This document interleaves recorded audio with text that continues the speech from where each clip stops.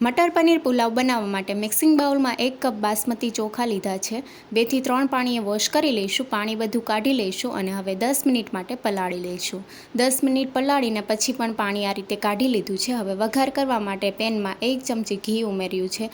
1 ચમચી આખું જીરું, 1 તમાલપત્ર, 1 તજનો ટુકડો, સાથે 1 લીલી એલચી અને 2 થી 3 લવિંગ, 3 થી 4 મરી ઉમેરશું. વઘારને સારી રીતે સાતડી લઈશું. હવે 1 મીડિયમ સાઇઝની ડુંગળીને ઊભી સ્લાઇસમાં કાપીને સાતડી લઈશું.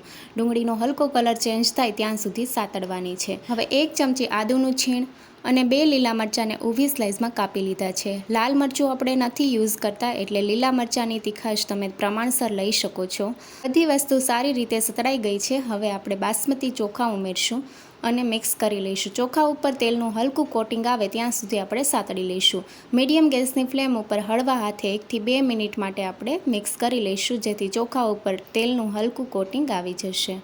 ચોખા ઉપર કોટિંગ આવી ગયું છે. હવે આપણે પાણી ઉમેરશું. તો 1 કપ ચોખા સાથે આપણે 2 કપ પાણી ઉમેર્યું છે. જો વધારે જરૂર પડશે તો પછી ઉમેરશું. સ્વાદ પ્રમાણે મીઠું, 1 ચમચી ગરમ મસાલા પાવડર, અડધી ચમચી કાશ્મીરી લાલ મરચું પાવડર. લાલ મરચું પાવડર આપણે કલર માટે ઉમેર્યું છે. હવે 1/4 કપ લીલા વટાણા ઉમેરશું અને પાણીને ઉકળવા દઈશું. પાણી સારી રીતે ઉકળી ગયું છે. હવે ઢાંકણ ઢાંકીને 5 મિનિટ માટે થવા દઈશું. વચ્ચે વચ્ચે ચલાવતા રહેવાનું છે ઢાંકણ ખોલીને.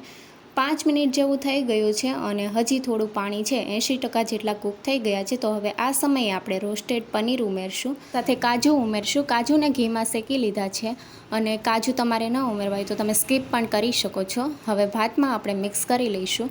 જો આ સમયે પાણી ઓછું હોય તો તમે થોડું પાણી ઉમેરીને ઢાંકણ ઢાંકીને કૂક કરી શકો છો.